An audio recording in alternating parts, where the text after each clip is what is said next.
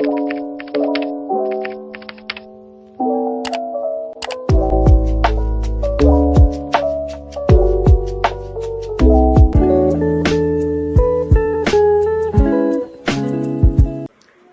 everyone, I am Eliza Arisalia. And I am Jeremy Aurelia Acala, and we are assigned to evaluate the curriculum, our personal assessment. So before we proceed, let us define first what is K-12. K-12 is an education system under the Department of Education that aims to enhance learners' basic skills, produce more competent citizens, and prepare graduates for lifelong learning and employment. K stands for kindergarten, and 12 refers to the succeeding 12 years of basic education, 6 years of elementary education, 4 years of junior high school, and 2 years of senior high school. Kindergarten. The Kindergarten Curriculum Framework, or KCF, draws from the goals of the K-12 Philippine Education Curriculum Framework and adopts the general principles of the National Early Learning Framework, or NELF. Kindergarten learners need to have a smooth transition to the content-based curriculum of grades 1 to 12. Students in grade 1 to 10 will experience an enhanced, context-based, and spiral progression learning curriculum with the following subject: Mother Tongue, Filipino, English, Mathematics, Science, Araling Panlipunan, Edukasyon sa Pagpapakatao or ESP, Music, Arts, Physical Education, Health or MAPE, Edukasyon Pangtahanan at Pangkabuhayan or EPP, at Technology and Livelihood, TVET or Technical Vocational Education and Training or National Certificate. After finishing grade 10, a student can obtain a Certificates of Competency or COC or a National Certificate Level 1 or NC1. After finishing a Technical Vocational Livelihood track in grade 12, a student may obtain a National Certificate Level 2 or NC2, provided he or she passes the competency-based assessment of the Technical Educational and Skills Development Authority or TESTA. NC1 and NC2 improves the employability of graduates in fields like agriculture, electronics, and trades. Senior high grades, grades 11 to 12. Senior high school is 2 years of specialized upper secondary education. Students may choose a specialization based on aptitude, interest, and school capacity. The choice of career track will define the content of the subjects a student will take in grades 11 and 12. Each student in senior high school can choose among 3 tracks: academic, technical vocational livelihood, and sports and arts. The academic track includes 3 strands: the business, accountancy, management, humanities, education, social sciences, and science, technology, engineering, mathematics. Students undergo immersion, which may include earn while you learn opportunities to provide them relevant exposure and actual experience in their chosen track. Core curriculum subjects. There are several learning areas under the core curriculum: languages, literature, communication, mathematics, philosophy, natural sciences, and social sciences. One of the new features of the K-12 curriculum is the spiral progression. But first, what is a spiral progression? A spiral progression is a logical progression from simplistic to complicated ideas where the learners revisit topics or subjects several times throughout their school career. The idea of a spiral progression approach is to expose the learners into a wide variety of concept, topics, and discipline until they mastered it by studying it over and over again. A spiral progression encourages reinforcement of previous learned concept, which promotes the retention of skills in later grade. Students can continuously be looking back At the concept, think of it as incorporating new information with old information. For example, in science, we have biology in second year of our high school, and we have the chemistry and third year high school, and we have the physics in fourth year high school. In short, spiral progression is gaining knowledge from simple to complicated. Spiral progression is applicable, useful, and helpful for the K-12 curriculum. One of the subjects in the K-12 curriculum is a mother tongue.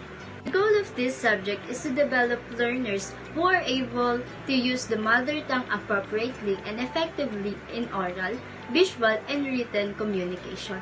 The purpose of the mother tongue is to empower all learners to fully take part of society. Students learn better when the language used at home will be used also in the classroom. For me, the subject mother tongue is very helpful for those students who are starting to know about their language. Mother tongue enhances the capability and ability of the students to know about their language, norms, and values of one country. Applying the content in real-life situation. We all know that the K-12 curriculum is more about showcasing the students' skills, knowledge, and ability. We all keep saying that not all in subject and courses will be needed in our daily lives. But we didn't know that every single thing in the curriculum content is very important because we can use this in our daily lives. For example is mathematics. Mathematics is one of the hardest subjects. But mathematics has a big part in our daily lives, especially when we go to stores, malls, and especially in the schools. Another example is the work immersion in your senior high school, where you work at 80 hours or 10 days. The knowledge and skills that you've gained in work immersion will serve you as a experience when you take the course you wanted. Time. When the K-12 curriculum implemented year 2012, parents have struggled financially or have been heavily laden already. They experience strains in their monthly budgeting with the additional 2 years because the implementation of K-12 that year is not well planned. It is a wrong timing for the working parents because of additional expenses like books, school projects, school events, and etc. But because of it is hard to eradicate K-12 because it is a law, there's no way to stop but to continue. When the COVID-19 pandemic struck, the technical working group modified something from our curriculum to make it relevant and timely. So according to my personal assessment, the curriculum of K-12 nowadays is timely or necessary because all of the subjects, content, specializations gives students sufficient time to master skills and absorb basic competencies. It improves Filipino students' mathematical, scientific, and linguistic competence. Facilities. School facilities improve the quality of the study environment of the school, thus improving the quality of the education. The DepEd aims to establish a fully functional library hubs, laboratories, the provision of electricity in all public schools across the country, provide e-classroom packages for learning and learning in which is consists of laptops and wireless routers. On my own observation, school's facility has a big part in the lives of the learners. Schools that have a good and clean facility can motivate the learners to study hard and go to school. For me, the ideal facilities are have enough space, clean and well designed, have lightnings, have temperature control, not hot and also not cold. Instructional materials. A way to provide learning activities or at most to support teachers' learning of subject matter knowledge. We are living in the 21st century, so the instructional materials we will be using need to be latest and more helpful for the learners. Instructional materials has a big impact in the learners. And because we are in the modern world, the equipment and materials that the teachers will be using must be colorful, well-designed, and can attract the learners. The instructional materials nowadays is more involved in technology. Unlike before, maybe it is because it is more enjoyable for the learners. Technology. K-12 education technology make it easier for the teachers to adapt lessons for different learning styles within the same classroom. Technology provides both teachers and students with access of a selection educational resources that motivate creativity, critical thinking, communication, and collaboration. In implementing the K-12, one of the important is the technology. On my own observation, technology as a tool in teaching is very important and very helpful because it helps teachers to choose their teaching approach and help the learners to achieve the goals and objectives. Assessment. Assessment for disabilities. In my own personal assessment, they should provide assessment assistive mechanisms to students with disabilities. It involves identifying the abilities and inabilities of an individual. The assessment may involve standardized tests which measure performance and the ability of an individual to perform certain activities. As we can observe, learners are not too academically proficient and oftentimes experience emotional abuse and exhaustion, suffer from psychological fatigue, and many of them fail to meet the standards of the demanding and competitive world because of being academically insecure. These are caused and triggered by conditions present at home, in the communities, and even in schools as a result of problems ingrained in the system. So they should improve the learning environment to encourage support, discourage bullying, strengthen the implementation of child protection policies, make students feel safe, respected, and belong. K-12 as a student-centered curriculum. In a student-centered curriculum means the teacher is still the classroom authority figure but functions as more of a coach or facilitator as students embrace a more active and collaborative role in their own learning. I observe that with students free to interact, the classroom space can feel noisy or chaotic. Classroom management can become more of an issue for the teacher, possibly cutting into instructional activities. With less focus on lectures, there can be a concern that some students may miss important information. Though collaboration is beneficial, this approach may not feel ideal for students who prefer to work alone. K-12 doesn't mean that teachers will be the facilitator always.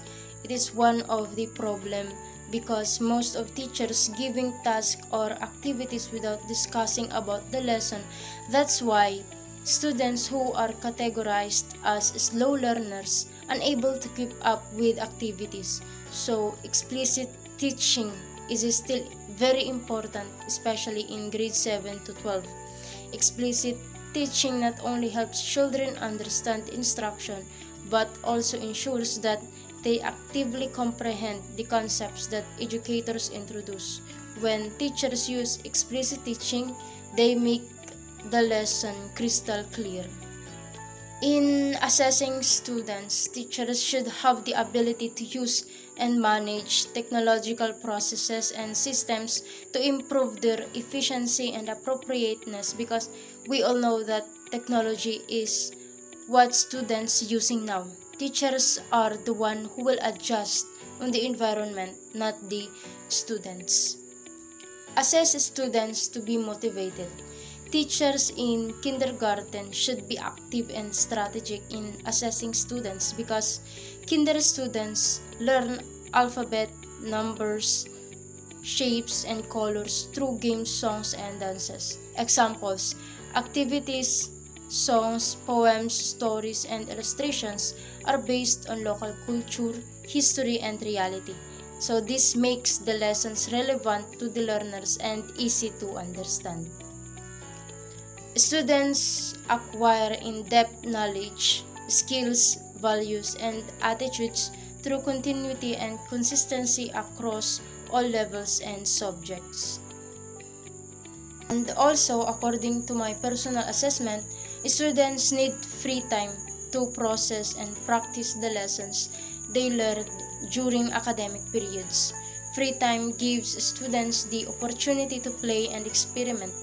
It gives them a break from their daily pressures and allows them to incorporate what they learned into their everyday activities and social connections. Using free time as an educational tool may seem a bit counterintuitive. Our culture tends to prioritize utility and busyness. We are taught to see downtime as wasteful and a loss of potential growth. As we can observe with the curriculum, there are topics in one subject that corollary or related with the other subject. To assess students better, teachers should have collaboration with the other teachers. For example, in mathematics and science, mathematics can reveal what scientists have discovered by helping children find the relationships between a hypothesis and the data collected. Scientists use data from experiments to support or disprove their theories without applying mathematics to science. Proving scientific theories would come very difficult.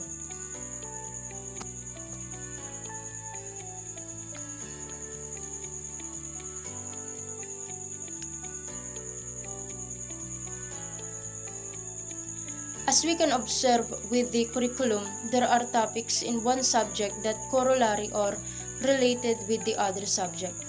To assess students better, teachers should have collaboration with the other teachers. For example, in mathematics and science, mathematics can reveal what scientists have discovered by helping children find relationships between a hypothesis and the data collected. Scientists use data from experiments to support or disprove their theories. Without applying mathematics to science, proving scientific theories would become very difficult. Product Preparedness in Tertiary Level. The program covers kinder, 6 years in elementary, 4 years in junior high school, and 2 years in senior high school to provide sufficient time for mastery of concept and skills, develop lifelong learners, and prepare graduates for tertiary education. Middle level skills, development, employment, and entrepreneurship. The K-12 curriculum prepared the learners to enter the tertiary level. The knowledge we gain in elementary and secondary will help us in the course we will take in the college. I am a product of K-12. I graduated senior high school under the HUMS or Humanities and Social Sciences. I can tell that the knowledge I've gained helped me taking my course today, which is the Bachelor of Secondary Education major in Filipino.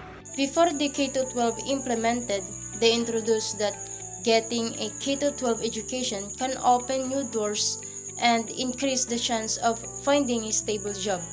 Students can get the opportunity to build a network, acquire more skills, and find the career that they really love. K-12 can get students to access to all these great opportunities and have a fulfillment during this learning experience. But it's not true because as a graduate of K-12, I discovered that companies are still looking for the college graduates. They are not hiring students product of K-12. To make the graduates employable, they should appeal to the industry and to employers to accept the students in work immersions and hire them when they graduate, like what the DepEd promised. The DepEd should also work closely with the Commission on Higher Education and the Technical Education and Skills Training Authority to address job mismatch. Again, I am Jeremy Aurelia Acala, one of the product of K-12 program and graduated Humanities and Social Sciences and currently taking Bachelor of Secondary Education major in Filipino. So the knowledge and skills that I have learned in the senior high school helps me, and it is useful for me. But the sad thing is I have applied many companies, but no one of them called and hired me because they still looking for college graduate.